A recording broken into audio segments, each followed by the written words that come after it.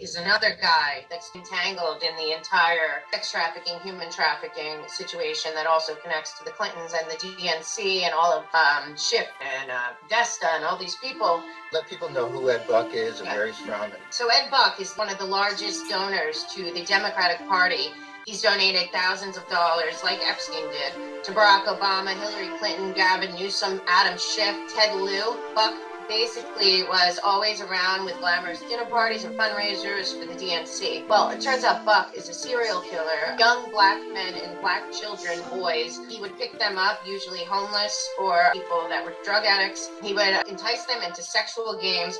He lived in West Hollywood, California, about 2 blocks from where Adam Schiff and also the Standard Hotel. And as we know, a long time ago, the FBI dropped information that Adam Schiff was seen going in and out of Ed Buck's home. That's disturbing enough, but now we have more coming out because Ed Buck's trial officially started finally. Turns out he would shoot up these black children and black teens with GHB, that's the date rape drug, and methamphetamine. And then he would torture them, sexually torture them, mentally torture them. 2 men died at his house for a long time. The LAPD and West Hollywood police were doing nothing. Yeah, they covered it up. Yeah, until 1 man survived and got away. It's a 66-year-old businessman. Anyway, Carlos Sinclair was one of the people. He was plucked out of homeless encampment downtown LA, forced to play sexual fetish games with Ed Buck in his West Hollywood apartment. He was injected with GHB, methamphetamine. He passed out smoking drugs and discovered Ed Buck injecting him while he was sleeping, according to this guy.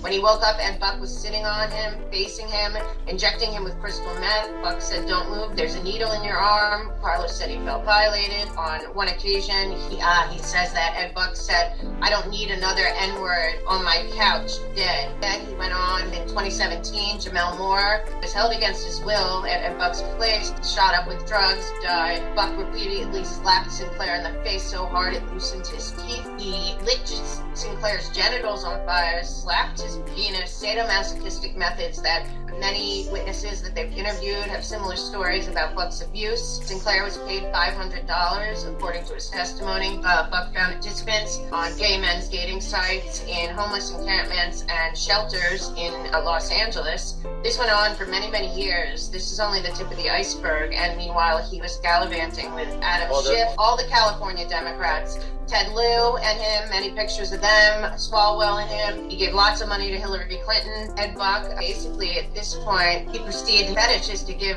drugs to the point of overdose and watch people suffer while he tortures them. We will find out, I believe, that more died than we're hearing, which is the 2 for now. Luckily, 1 man did escape and forced a look at the case. So that is in development. I think that the timing of that is really interesting. But one thing I want to say before we move forward is that some of this information it's not PG, hard information to listen to. If we ever get disclosure of the images of some of this stuff or video, which we know there's a lot of information out there, none of this stuff is easy to see, or it's actually quite horrific. To know this stuff, we can't close a blind eye to this horror. It's the same way where when we talk about the Jews were liberated, that they forced the Germans to go see the camps. The local Germans. Because they wouldn't believe it. So because of Anthony Bourdain is back in the news, and his book is coming out. Documentary about him. Bourdain also talked about spirit cooking and Epstein Island and all of this, but Bourdain also, it is suggested,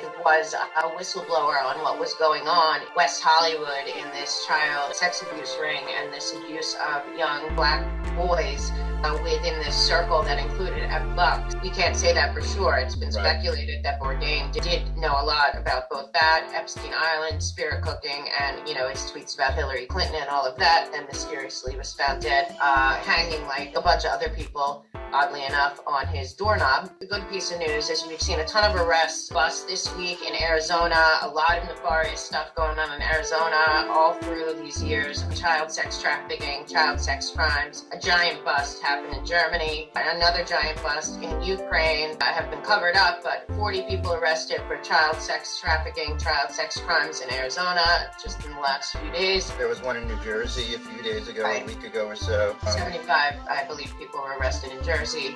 Child sex trafficking, sexual abuse, pornography of children. There is some justice percolating. The Ed Buck case will tie to the DNC as expected, as will the Epstein case and Maxwell case. So I'm told that the Maxwell documents coming out and that the big trove that has to come out really have a lot to do with the Clinton Foundation, Clinton Global Initiative, and Epstein and Ghislaine Maxwell's connections to that whole world. Also, for people, we've been telling you for a long time, I know a lot of truth people out there think the John Durham case is nothing, that it's never going to come out. Trump keeps saying, where's Durham? We know that. Well, on the good side of justice, Devin Nunes, who is the one, remember, who's one of the only heroes still working for We the People in D.C., he came out and assured Sarah Carter that the John Durham report is still coming and it's huge, and that Obama officials will go to prison, according to Nunes, who is the one who gave in criminal referrals, if everyone remembers, all that time ago. The first one, and he went head to head with testimony, and then it was Schiff, right? Absolute the other way. Right, the Gang of Eight, it was called at the time. I believe McCain was still in it